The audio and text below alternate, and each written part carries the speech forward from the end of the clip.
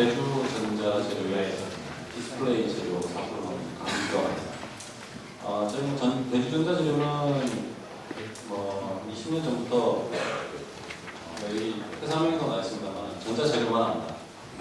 그리고 이번에 2000년 초에 이제 PDP가 평판 디스플레이로 이제 양산이 결정되면서 저희 유리 재료가 삼성에서 우위를 쌓겠습니다. 지금 이 학회가 화학공학회하고 공업학회 쪽이라서 글라스 쪽이라서 좀 익숙치가 않은 분들이 있을 것 같아서 간단히 대략적인 설명을 해드리고 개발 동향에 대해서 설명을 드리겠습니다. 이거는 많이들 보셨던 그런 재료 입장에서 설명을 간단히 드리고요. 이게 여러 가지 현안에 대해서 설명을 드리겠습니다. PDP는 평판 디스플레이 방금 발표하셨던 OLED도 있지만 구조가 그렇게 복잡하지는 않습니다.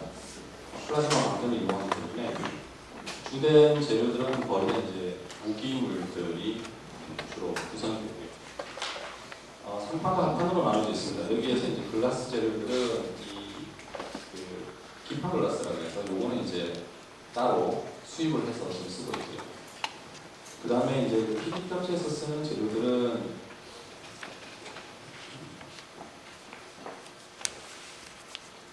전면 유전차라는 글라스 파우더가 되겠습니다. 그리고 이제 각 색깔별로 RGB 색깔을 구분하는 격벽이라는 부분이 있고요. 그것도 이제 글라스 파우더를 쓰게 됩니다. 그리고 윗부분에 배면 유전차라는 부분이 있습니다. 이 역할들은 여러 가지 있습니다만은 이제 전극을 신호를 이제 받아서 각 셀을 방전을 시켜주게 되는데 이 전극을 보호하는 역할을 1차적으로 하게 되고요. 그 다음에 이제 그 전극들은 이제 위아래로 플러스 전극과 어드레스 전극으로 나눕니다. 일단 플라즈마 초기 방전을 일으키는 역할을 하게 되고 신호가 왔을 때 이제 발광을 하게 되고 이제 화상을 구현하게 되겠습니다. 그래서 여기 입체도로 이제 보시면 되는데 이 파우더 글라스들을 쓰는 방법은 여러 가지 회사들마다 좀 틀립니다. 초기에는 이제 페이스트라고 해서 솔벤트와 폴리머들을 섞어서 이제 레올로지를 갖게 한 타입으로 쉽게 생각하시면 이제 엿처럼 흘러내리는 타입을 가지고 유리기판에다 도포를 하고 이제 열처리를 해서 글라스들을 이제 약간 소성한다고 그러죠. 녹여서 붙인다고 생각하시면 되겠습니다. 그렇게 해서 이제 만들게 되고요. 여기 보시면 알겠지만 각 셀들 사이즈들이 지금 많이 좀 변했습니다. 초기 모델에 대한 부분인데요. 이것들이 이제 맞춰서 쓰게 됩니다.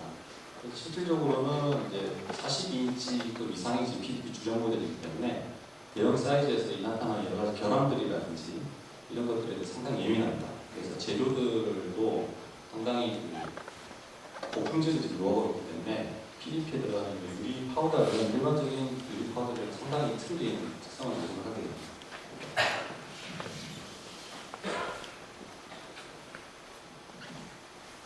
그래서 이제 글라스 파우더는 만드는 공정은 이렇게 하이테크라고 할 수가 없습니다. 일반적으로 예전부터 해오던 방식이긴 합니다만 유리라는 거는 일반적으로 우리 하나를 접하는 부분이듯이 산화물들을 일단 조성을 설계를 한 다음에 섞어서 녹입니다.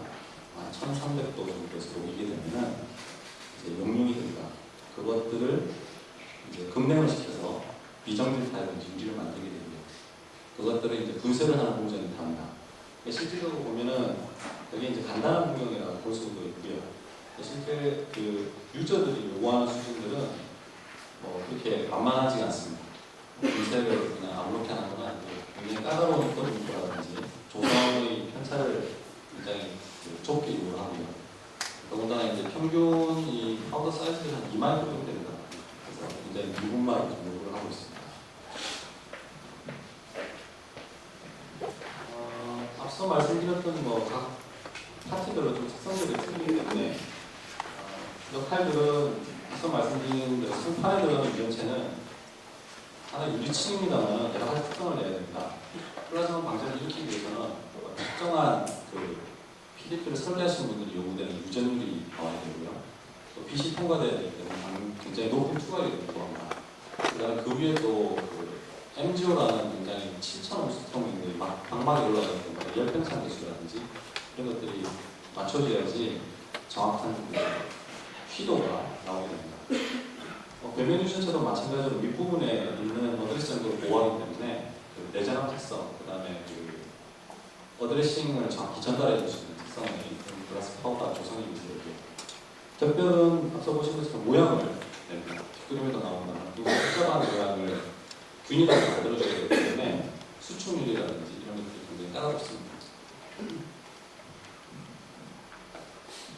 앞서 말씀드린 대로 이제 격벽의 경우에 모양이 특이하기 때문에 사진을 좀 씌워봤습니다. 또 좌측에 있는 저는 이제 스트라이프 타입 같은 경우는 PDP 초기 모델에서 주로 쓰던 방식이고요. 우측 하단에 있는 이렇게 이제 파여져 있는 육면체 비슷한 모양들을 최근에 들어서 그 휘도를 높이기 위해서 형광색 소품 면적을 넓히기 위해서 디자인된 픽셀이 되겠습니다. 좌측에 보시면 이제 글라스 파우더, 필러, 피그먼트 여러 가지를 이제 섞어서 그 유기 용제에다가 혼합을 한 후에 도포에서 쓰는 이제 회사가 있고요. 어떤 회사들은 시트라고 해서 얇은 이제 그 말 그대로 이제 시트 모양을 뽑아서 이제 유리기판에다 붙여서 쓰게 됩니다. 이제 최근에 뭐 일본하고 한국 두 나라가 이제 거의 PDP 전 세계 시장을 이제 나눠 먹고 있는데요. 한 50도 50% 보고 있습니다. 그 주된 이제 방법들이 세 가지로 거의 이제 그 요약이 되고 있고요. 나머지 방법들이 몇 가지 있습니다만 아직은 경제성이라든지 이런 거에서 좀 탈락되지 않는가 보고 있습니다. 좌측에 샌더블러스틱 메소드라는 거는 뭐 말 그대로 그 모래를 분사를 해서 아까 모양의 격벽을 파내는 방법입니다.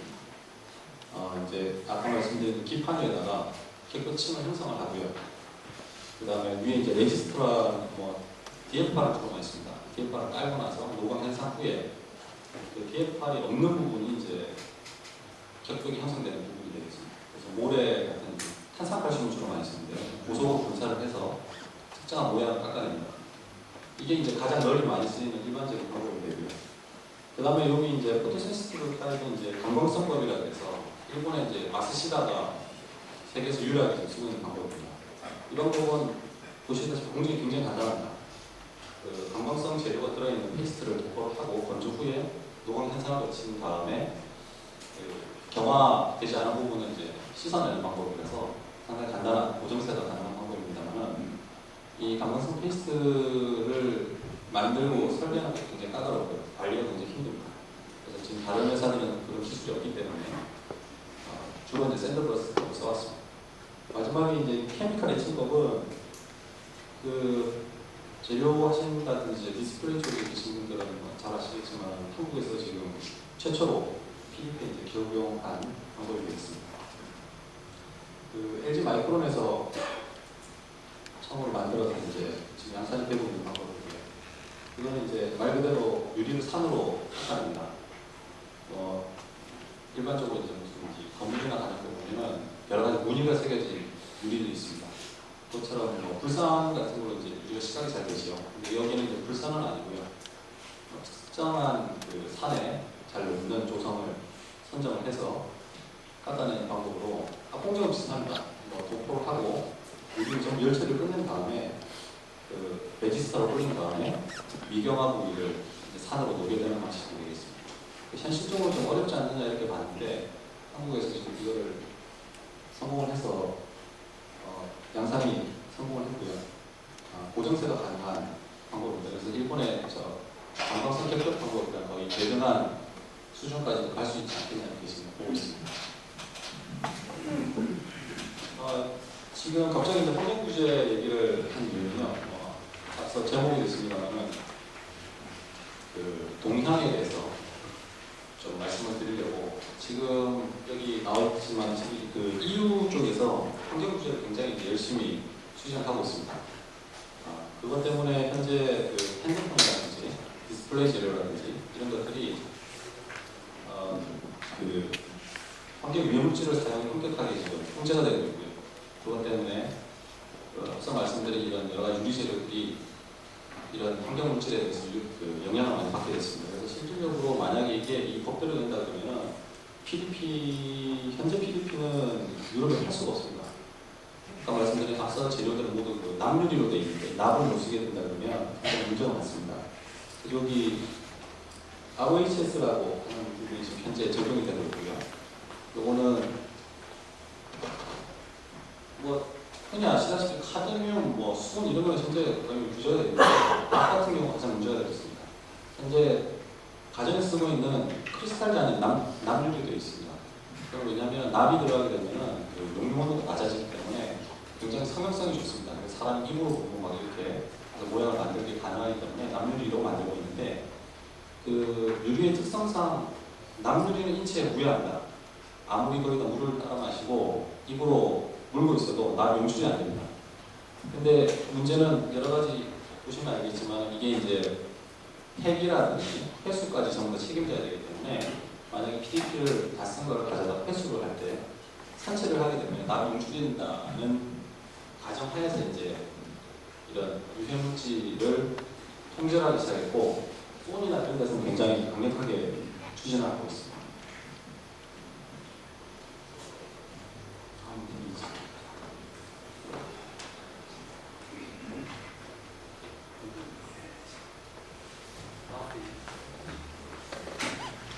이제 글라스제로 PDP 프리라는 말이 나오고 있는데 현재 지금 굉장히 이슈가 되어 있어서 PDP 업체들은 굉장히 지금 고민을 많이 하고 있고요. 일본의 PDP 업체들도 마찬가지로 굉장히 고민을 갖고 있고 마찬가지로 저희 제조업체들도 이런 PB가 없는 저융점 유리재료를 만드는데 굉장히 고생을 많이 하고 있습니다. 기존의 PB계들은 이건 몇백 년 전부터 써는 굉장히 안정적이고요. 굉장히 컨트롤이 쉽습니다. 근데 PB를 빼게 되면 여러 가지 문제가 많습니다. 그래서 이제 이 원자랑 비슷한 비스무스를 1대1 대체를 하게 되면 특성이 상당히 비슷합니다. PB계하고. 그런데 아시는 분들도 있겠지만 비스무스 자체가 관찰 대상 물질로 되어 있습니다. 그리고 가격이 굉장히 고가이기 때문에 이걸 쓰게 되면 나중에 또 바꿔야 되는 문제가 생길 가능성이 매우 높습니다. 그래서 이제 일반적으로 알려져 있는 가lum진극이라는 유리조성이고요. 인산이 들어가는 게 있습니다. 그래서 현재 저희 대주에서는 PDP에 들어가는 PVP 조성을 이쪽으로 이제 선정을 했고요. 장점, 단점이 있습니다만 이쪽으로 이제 주로 포커스를 맞춰 있고 일본의 제조업체와 국내의 여러 가지 PDP 관련 제조업체들도 이쪽에 많이 포커스를 맞추고 있습니다. 이거는 저희가 실험하면서 실험적으로 디자인하는데 이 진도 바르게 유리가 가장 이제 문제가 되는 부분은 온도가 내려가지 않습니다. PB계 같은 경우는 굉장히 이제 저온에서 글라스화가 일어나는데 진도 바르게는 한계가 있습니다. 이런 문제들 때문에 적용이 굉장히 까다로운 부분이고요. 저희가 이제 이걸 여러 가지 방법으로 극복을 했습니다. 조성이라든지 이런 부분은 좀 미공개할 부분이고요. 이제 아까 보셨던 격벽을 이제 형성하기 직전에 이게 이제 에칭 타입이 되겠습니다. 에칭이 막 시작되는 타입에서 이제 잘라서 하는데 이 미세구조를 보여드리는 이유는 이 PV계 조성하고 그다음 에칭용이 두 가지가 지금 물려서 지금 PDP 업체들이 많이 개발을 하고 있는데 이 미세구조가 에칭용 같은 경우에는 포어가 전혀 없어야 됩니다. 거의 없이 깨끗한 상태로 나와야지 에칭 후에 이 면들이 굉장히 깨끗하게 나와지고요. 형광색 복합 면적이 일정하게 유지가 될 수 있는 그런 문제가 있어서 사진 한번 실어봤습니다. 그리고 PVP 제품 중에 굉장히 이제 까다로운 부분은 하나는 이제 전면에 교체가 되어 있습니다. 이 부분은 이제 형광체가 발생하는 빛이 통과돼서 나와야 되는 부분이기 때문에 PDP에 들어가는 유리재료 중에서 가장 까다로운 제도로 입니다. 그래서 이 부분이기 때문에 저희가 이제 만들었던 PVP 유전자를 지금 PDP 업체에서 신청 테스트를 진행하고 있는 제품이 되겠습니다. 그래서 그 PVP로 만들게 됐을 때 가장 문제가 실버 마이그레이션이라는 문제가 있습니다. 실버는 원래 확산 개수가 굉장히 높기 때문에 이 유리가 연화가 되는 온도에서 실버들이 굉장히 이제 잘 이동을 하게 됩니다. 그렇게 되면은 이 주변에 실버들이 분포를 하면은 노랗게 변합니다. 변한 것 자체는 문제는 안 되는데 이 빛이 통과될 때 이 노란색 부분들은 필터링이 돼가지고 색깔이 이상하게 나와요. 그런 문제들 때문에 이런 실버 마이그레이션이 전혀 없는 제도가 요구되는데 PFP 같은 경우는 굉장히 좀 심합니다. 그래서 그걸 극복해야 되는 게 가장 시급한 문제가 되겠습니다. 여기까지 간단하게 이제 그 유리전에 대해서 설명을 드렸고요. 이제 여기 전극들에 대해서 간단히 설명을 드리면 이거는 뭐 인쇄를 일단 하고요. 아까 말씀드린 케이스라는 걸 만들어서 인쇄를 전면 인쇄를 합니다. 마찬가지로 노광 해상을 하게 되는데 노광을 하게 되면 여기는 이제 그 광개시제라든지 수지들이 이제 UV 빛에 예민하기 때문에 빛을 받으면 이제 결합들이 일어나면서 경화가 됩니다. 그 다음에 이제 현상을 해서 소송하게 됩니다. 공정은 뭐 특별한 어려운 건 없고요. 이게 문제가 되는 것은 변하는 재료들이 굉장히 많습니다. 실버의 구형 파우더라든지, 그 다음에 폴리머도 굉장히 많은 종류가 있고, 갤레이션 방지제라든지, 그 다음에 글라스 프릿이 들어가고, 그리고 마찬가지로 말씀드린 글라스 프릿 자체도 PB가 쓰기 때문에, PBT 중에서 한 재료라도 PB가 들어가게 되면 다 환경에 걸리게 되어 있습니다. 그래서 뭐 실버 함량이나 이런 것들이 믹싱을 해서 분산을 시키게 됩니다. 분산 기술도 많이 요구되고요. 그 다음 여러 가지 특성들이 있는데 이걸 설명하기 좀 어렵습니다. 일단은 선이 깨끗하게 나와야 되고 굉장히 저항이 낮은 전극 패턴이 나와줘야 되는 걸 이해를 하시면 되겠습니다. 그래서 여러 가지 뭐 특성들이 많습니다만 일단 저희는 이 전국에서 가장 앞서 있는 데가 이제 미국의 투퐁에서 많이 할 수 있습니다만 저희가 이제 주로 하는 것은 이 공격체이기 때문에 경쟁력을 높이기 위해서 실버 파우더를 저희가 직접 만듭니다. 디자인해서 만들기 때문에 실버 파우더 형상에 따라서 이제 이런 미세유 조직이 많이 변한다는 것을 보여주기 위해서 썼고요. 물론 이게 실버 파우더가 변하게 되면은 특성들이 완전히 바뀝니다. 그런 것들을 보여드렸고요. 그 다음에 들어가는 것 중에 이제 글라스 파우더가 또 바뀌게 되면 미세 조직들이 뭐 이렇게 많이 바뀝니다. 엣지 컬이 좀 많아진다든지 이런 현상들, 이런 것들이 많이 생긴다는 걸 보여드리고 있습니다. 그리고 이제 이거는 이제 실제로 핀날에 적용되는 모습들인데 이 부분이 이제 단자에 연결이 돼서 그 전류를 흘려주는 부분이고 실제로 이 부분은 이제 빛이 나오는 부분입니다. 근데 이게 이제 전달이 돼야 될 이 부분은 이제 ITO 글라스가 ITO가 이제 도포가 돼서 실제로 플라즈마 방전은 그냥 전류와 전압을 연결하게 되어 있습니다. 그래서 실제로 이렇게 폭탄성이 형성이 돼야 되는 부분이고요. 이게 그 PDP에 들어가는 재료들 중에서 가장 많은 원가를 좀 차지하는 재료가 되겠습니다. 마지막으로 그 개발 동향에 관심들이 있으신 분이 있을 것 같아서 겹벽 재료라든지 이런 재료가 있습니다. 일단 무연함은 기본적이고요. 일단 상황이 있습니다. 알기 쉽게 일단 뭐 PDP를 말씀드렸고 관광성 겹벽이라고 하셨습니다. 이거는 아까 말씀드린 고정색 그에 대한 핵심 기술을 말씀을 드렸고 그 다음에 실버 전극 시프트라는 게 있기 때문에 이런 부분이 있습니다. 그리고 아까 OLED 쪽에서 많이 하고 있는 이 잉크젠용 실버 잉크 개발이 있습니다. 그 다음에 이 원가 절감 때문에 이런 실버 재료가 지금 또 많이 검토되고 있고요. 옵셋법이라고 해서 일반적인 인쇄소에 가면 옵셋이라고 이렇게 써 있습니다. 그거는 이제 이런 같은 특정한 틀을 만들어서 잉크를 묻힌 다음에 찍어보려고 해요. 이것들이 뭐 환경이라든지 이런 고정사, HD급 텔레비전이 이제 많이 나와야 되는데 이런 것도 있고 이 코스트 절감은 사실은 그 PDP 생존을 위해서 지금 결사적으로 지금 진행이 되고 내년도 이후부터는 LCD하고 PDP 간의 전쟁 수준의 시장 확보 싸움이 일어나기 때문에 재료 개발자들이 코스트 절감에 많은 걸 가지고 진행을 하셔야 되겠습니다. 여기까지 간단하게 짧은 시간 소개를 드렸습니다.